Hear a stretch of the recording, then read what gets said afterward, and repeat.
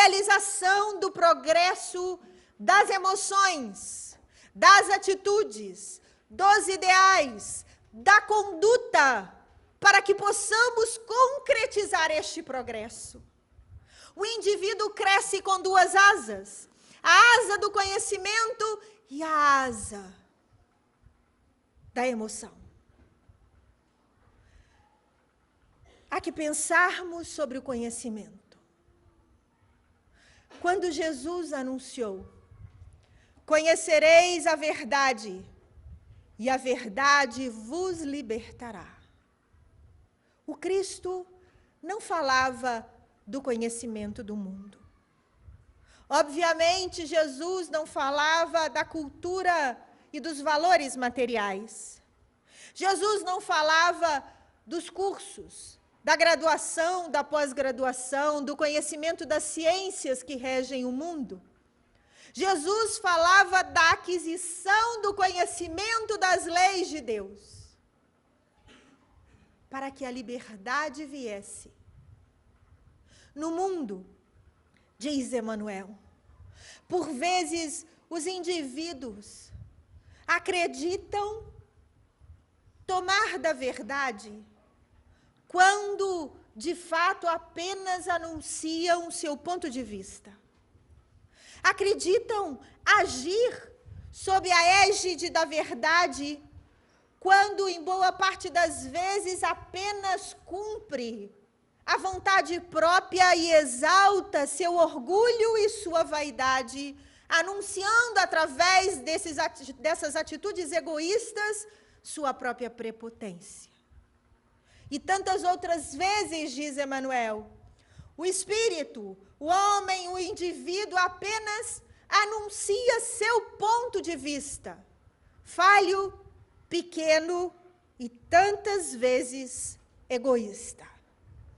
E diz ele, através da psicografia de Chico Xavier, o que de fato liberta o homem é penetrar e compreender a verdade das leis de Deus, tomando o dever e as obrigações no cumprimento desta verdade.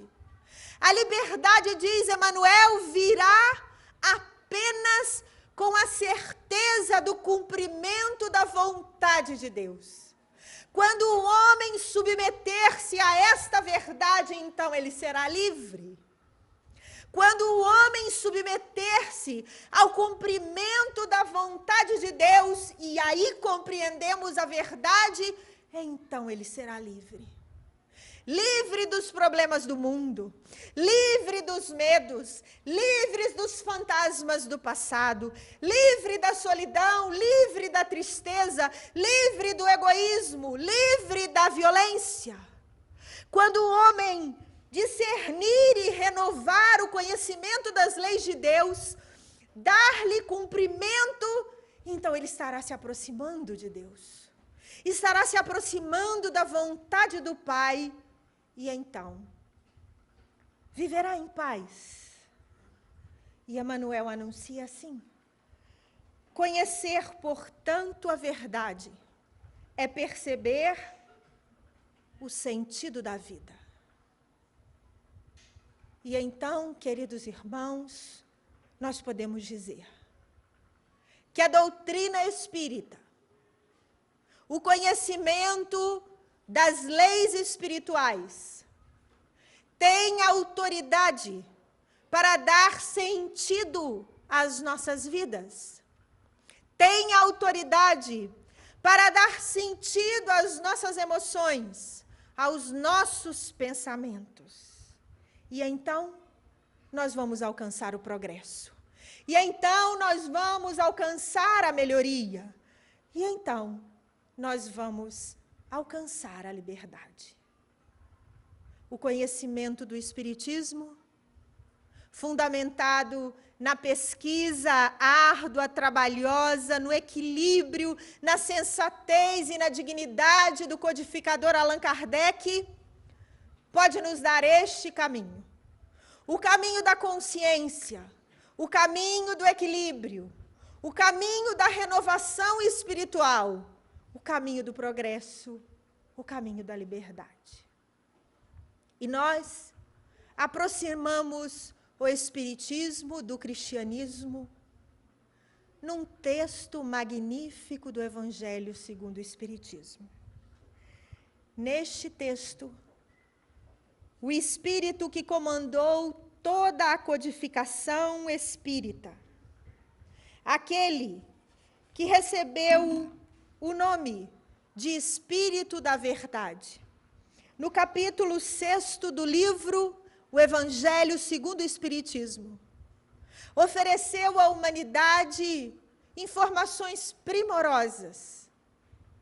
Em Paris, 1860, o Espírito da Verdade diz assim: venho como outrora, entre os filhos desgarrados de Israel, trazer a verdade e dissipar as trevas. Escutai-me, o Espiritismo, como outrora a minha palavra, deve lembrar os incrédulos que acima deles reina a verdade imutável, o Deus bom, o Deus grande, que faz germinar as plantas e que levanta as ondas. Eu revelei a doutrina divina e, como cegador, liguei em feixes o bem esparso pela humanidade e disse: vinde a mim, todos vós que sofreis. Vinde a mim, todos vós que sofreis. Mais adiante, o Espírito da Verdade completa: estou demasiado tocado de compaixão pelas vossas misérias, por vossa imensa fraqueza, para não estender a mão em socorro aos infelizes extraviados, que, vendo o céu, caem nos abismos do erro. Crede, amai, meditai todas as coisas que vos são reveladas.